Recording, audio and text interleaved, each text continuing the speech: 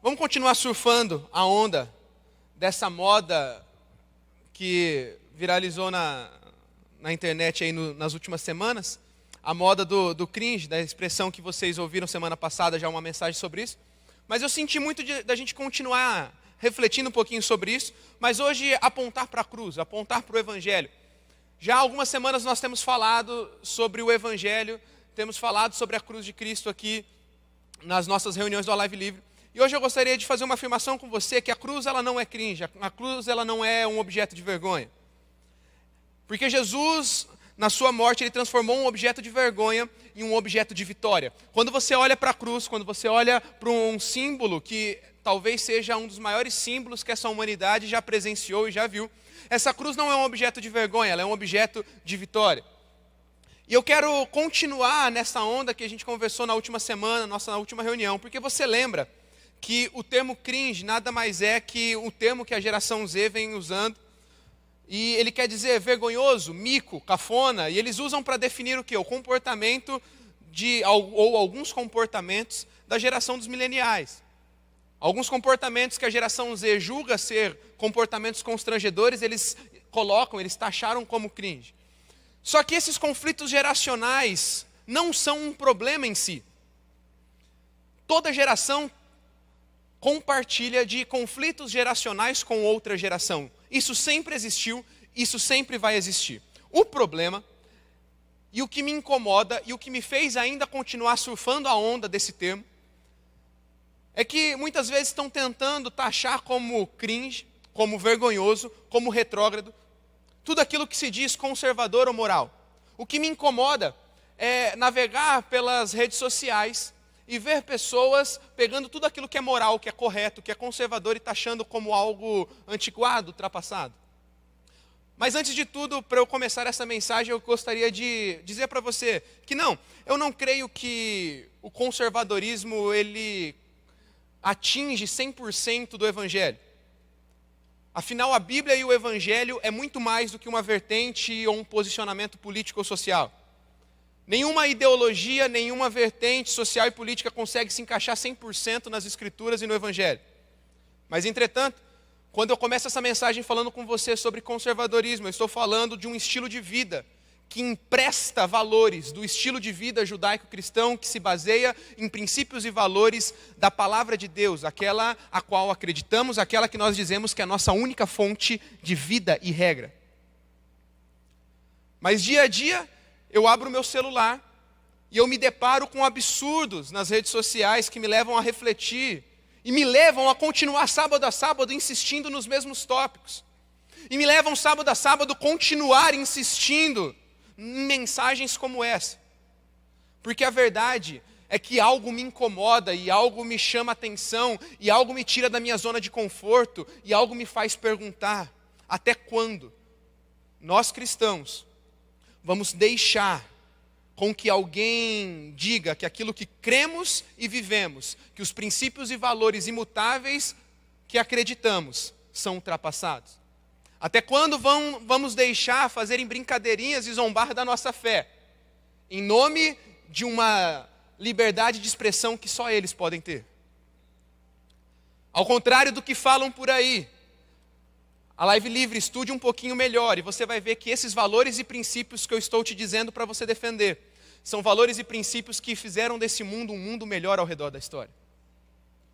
Estude um pouquinho mais e você vai perceber que esses valores judaico-cristãos lideraram as maiores conquistas da humanidade. Mas hoje, aqueles que se dizem contra esses valores, aqueles que dizem lutar contra os nossos princípios e valores, dizem que os valores deles farão o mundo progredir. Mas historicamente, isso é uma grande mentira.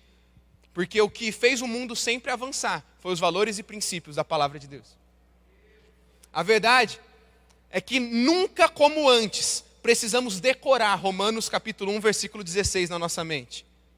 Pois não me envergonho do Evangelho, porque ele é o poder de Deus para a salvação de todo aquele que crê, primeiro do judeu e também do grego.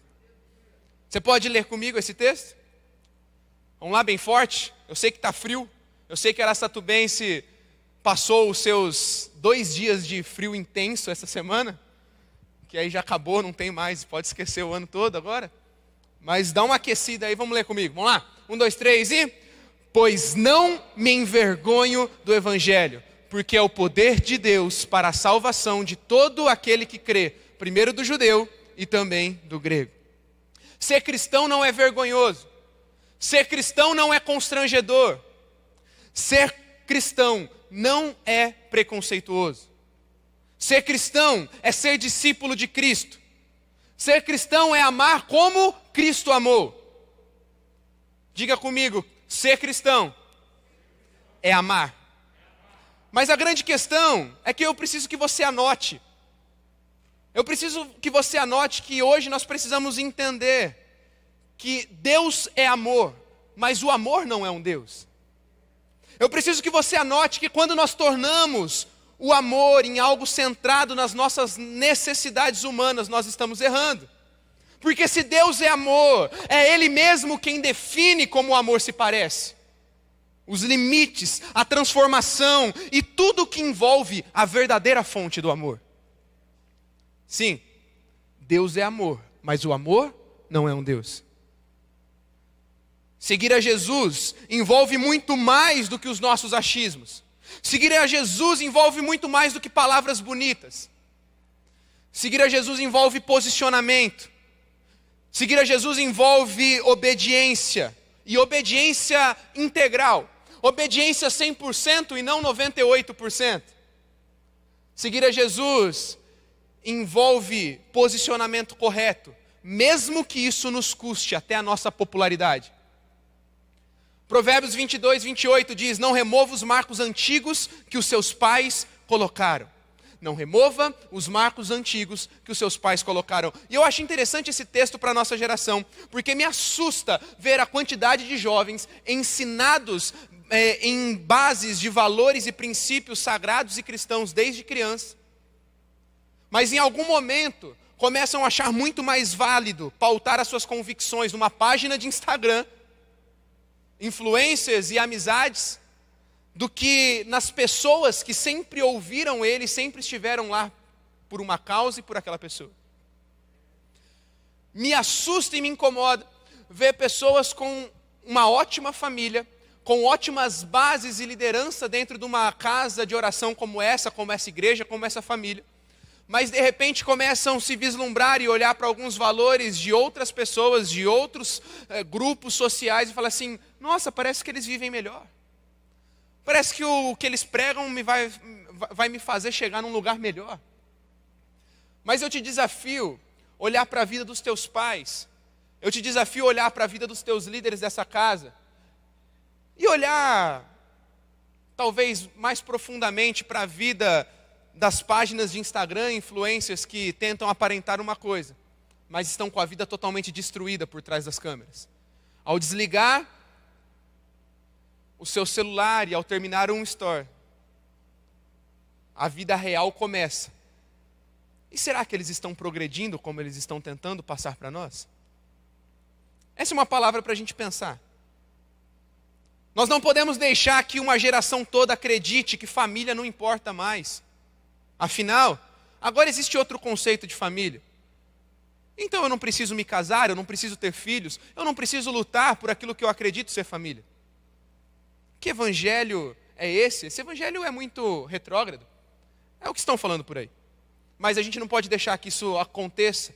A gente não pode deixar que essas falsas verdades ou essas mentiras invadam o coração da nossa geração. A verdade é que a gente precisa reafirmar alguns valores. A gente precisa reafirmar algumas verdades, como o que Deus falou é bom, verdadeiro e imutável. Declare comigo: o que Deus falou. Não, fala mais forte. O que Deus falou é bom, verdadeiro e imutável. O que Deus falou não muda. O que Deus falou é bom, porque a verdade dele é boa, perfeita e agradável. E é por isso que, se Deus é amor e o amor não é um Deus, se Deus é amor, é Ele o que fala o que é amor. É Ele que detém a definição correta do que é amor, e amor é cercado de limites. Números 23, 19, Deus não é homem para que minta, nem filho do homem para que mude de ideia. Será que tendo Ele prometido não fará, ou tendo falado não cumprirá? Não somos nós que definimos quem é Deus.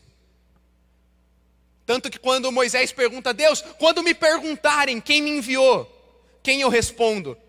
Deus fala assim, fale que o eu sou te enviou. Sabe por que ele está falando, fale que o eu sou te enviou? Porque Deus ele fala, eu sou o que sou, ninguém pode definir Deus. Quando definimos Deus, estamos criando um Deus que não é Deus. E a Bíblia fala, não crie deuses para você mesmo. Não tente enquadrar Deus nas suas próprias definições. Deus é o que é, Ele é o eu sou. É por isso que alguns falam sobre atualizar a Bíblia ou as Escrituras, porque o objetivo dessas pessoas é que eles digam que os escritos e aquilo que está na palavra de Deus é vergonhoso, é ofensivo para essa geração. Mas a verdade é que quando eu olho para a Bíblia, eu enxergo que nem sempre Deus fala o que o mundo quer ouvir. Deus, ele fala o que os seus filhos precisam ouvir. Nem sempre Deus vai falar o que a gente quer ouvir. E esses dias no Twitter, eu vi uma frase engraçada, eu não lembro certinho, mas era mais ou menos assim, olha, estou espantado que essa é a primeira vez na história que os jovens são mais chatos que os velhos. Engraçada a frase, mas reveladora. Porque como a nossa geração de verdade precisa urgentemente aprender a lidar com aquilo que nos tira do conforto. Como a nossa geração precisa urgentemente aprender a lidar melhor com aquilo que não gostamos de ouvir. Precisamos mostrar e evidenciar nesses dias que o que Deus falou, por mais que talvez A ou B não goste, ou até eu não goste daquilo que Ele falou, os seus preceitos são bons, os seus princípios e limites nos protegem. A palavra de Deus é boa porque Ele é bom. A palavra do nosso Deus continua sendo uma verdade imutável e ela é boa para nós. Você pode colocar a mão no teu coração, mesmo que talvez ainda você não confie nisso. Mas em fé você pode dizer assim, a palavra de Deus é boa para mim, porque o meu Deus é bom. Precisamos reafirmar nesses dias valores como a igreja e os valores do reino. Não são um hype, não são algo momentâneo. Eu uso também a palavra hype, a gente usa muito, o Mateus gosta de usar demais, mas me incomoda um pouquinho começar a achar que evangelho é coisa de hype, é coisa do momento, é coisa do que está estourado. Não são hype, porque hype passa. Aquilo que é momentâneo passa, mas aquilo que é eterno dura para sempre. E 2 Coríntios 4,18 diz que nós não fixamos os olhos naquilo que se vê, porque isso que se vê passa, isso é hype. Mas o que não se vê, isso é eterno. O que se vê é transitório, mas o que não se vê é eterno. E é nisso que nós temos a nossa convicção. Os olhos de um cristão estão na eternidade. Por isso todas as ações que tomamos aqui na terra, todos os passos que damos, seja na igreja, seja numa faculdade, seja numa família, são direcionados e posicionados para a eternidade. Quantas vezes nós deixamos de nos posicionar por medo de perder seguidores, por medo da retaliação momentânea que vamos enfrentar dos amigos, onde a única preocupação que deveríamos ter é estabelecer um reino eterno. Sabe, essa mensagem não é nova, gente. Essa mensagem do reino de Deus, ela pode soar desagradável para alguns hoje. Mas essa palavra, ela perdura desde a criação, e ela que é responsável por produzir um mundo melhor há muito tempo. Eu poderia ficar horas e horas discorrendo, quem sabe um dia eu faça isso, e mostrando como o Evangelho contribuiu para os maiores avanços sociais da humanidade até hoje. É essa palavra que faz um pai ausente, omisso, beberrão, que gastava todo o seu dinheiro no bar, voltar os seus olhos para sua família e abandonar seus vícios. É essa palavra que faz um jovem descompromissado, mergulhado em drogas, sem perspectiva de futuro, se encontrar, ser liberto, encontrar um bom emprego e de repente ter um futuro brilhante pela frente. É essa palavra que faz pessoas irem para um encontro, como teremos daqui a algumas semanas, com uma corda comprada para se matar depois do encontro, e sair daquele encontro novamente apaixonado pela vida. É essa a mensagem. É essa a mensagem. Ei, essa é a mensagem da cruz. Essa é a mensagem de transformação. Essa é a maior mensagem de todos os tempos, e eu quero afirmar para você que ela não é um hype momentâneo. Se você quer usar a palavra hype, então diga que ela é um hype eterno, porque é ela a responsável pela transformação da sociedade. Precisamos reafirmar nesses dias que as estratégias mudam, mas a base e a centralidade do Evangelho nunca. Quem gosta de futebol sabe que o jogo está cada vez mais moderno. Eu gosto bastante de futebol. E a gente que gosta e assiste sabe que as variações táticas mudam, as estratégias do jogo mudam, os modos de preparação e recuperação física mudam. Mas se você for numa escolinha de futebol, ver crianças aprendendo a jogar bola, nunca mudou. Os fundamentos, a base é sempre a mesma.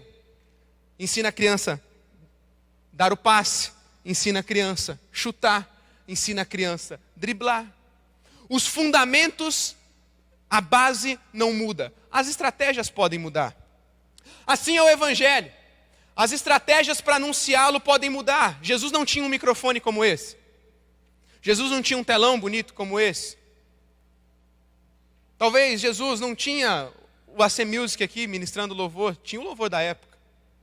As estratégias vão mudando, mas a base nunca muda. A centralidade do Evangelho nunca foi nas estratégias. A centralidade do Evangelho sempre foi Jesus e o que Ele diz, e a obediência à palavra dEle.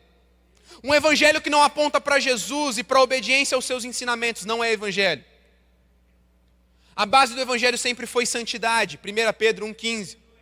A base do Evangelho sempre foi obediência, João 15,14. Vocês serão meus discípulos se fizerem o que eu os ordeno, o que eu os mando.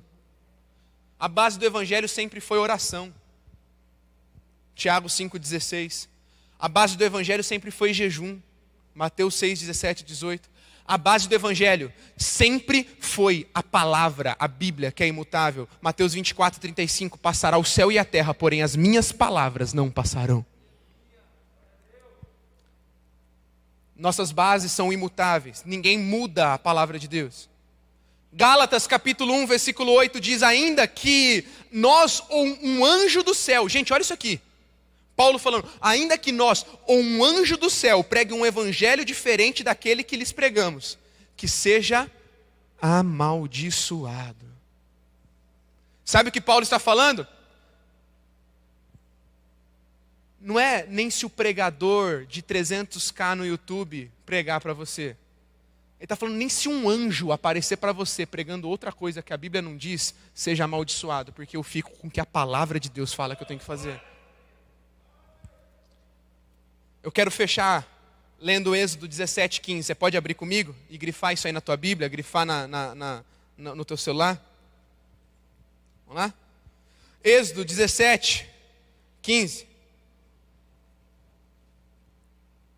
Guarde isso aí, eu quero que você guarda, eu quero que você posta, eu quero que você faz tudo que você puder com esse texto aí. Olha lá. E Moisés edificou um altar e chamou o seu nome. O Senhor é a minha bandeira. Você pode ler comigo? Eu vou ler a primeira parte, você lê a segunda. Vamos lá? Moisés edificou um altar e chamou o seu nome. O Senhor é a minha bandeira. Bom, você que já assistiu filmes ou séries de época, séries que demonstram período medieval, onde os reinos brigavam entre reinos para tomar os tronos, tomar territórios, você vai ver que bandeiras são algo muito importante para uma nação. Bandeiras são algo muito importante para um povo.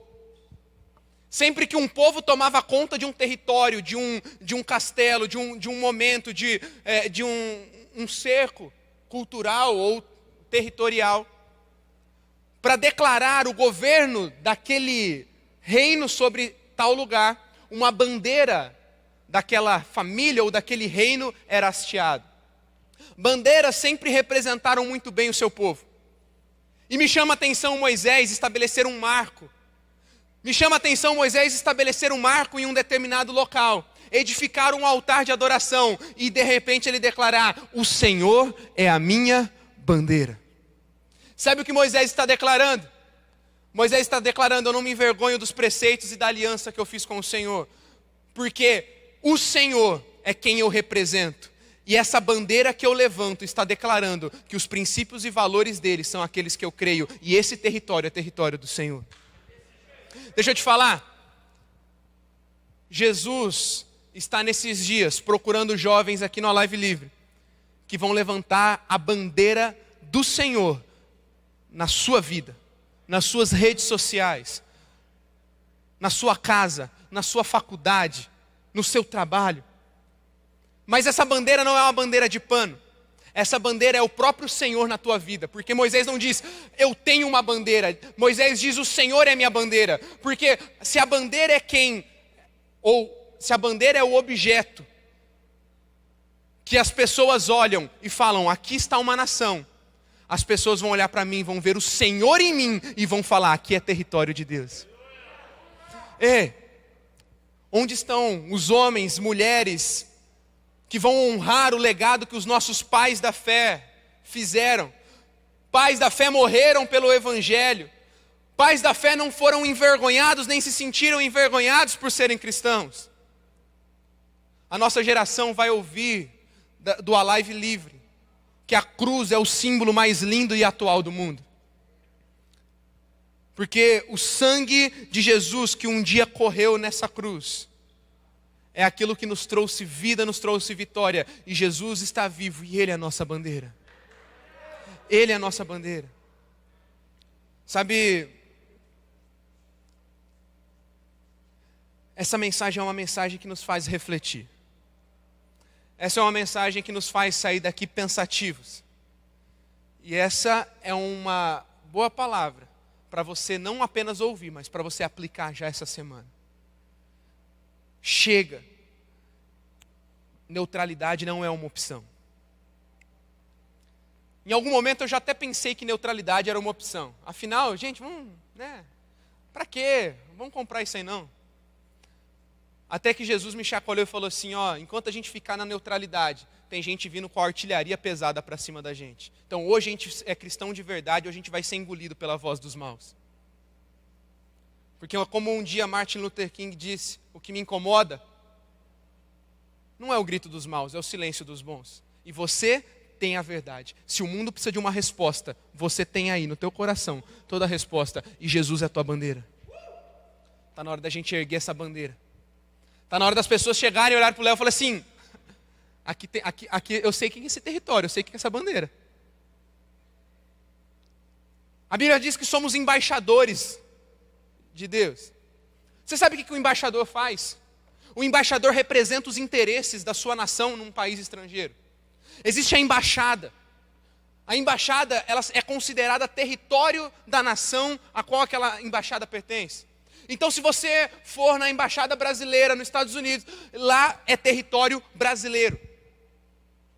É por isso que quando a Bíblia diz que somos embaixadores de Cristo, a Bíblia está declarando, onde um servo de Cristo passa, ali não é mais território humano, não é mais território brasileiro, não é mais território araçatubense ou território de São Paulo. Lá é território dos céus, porque você representa os interesses de uma pátria, que é muito maior do que a nossa pátria física, é a pátria celestial. Portanto, coloca essa bandeira no teu rosto, que a bandeira é os princípios e os valores imutáveis de Deus, e vamos defender aquilo que nós cremos. Neutralidade não é uma opção.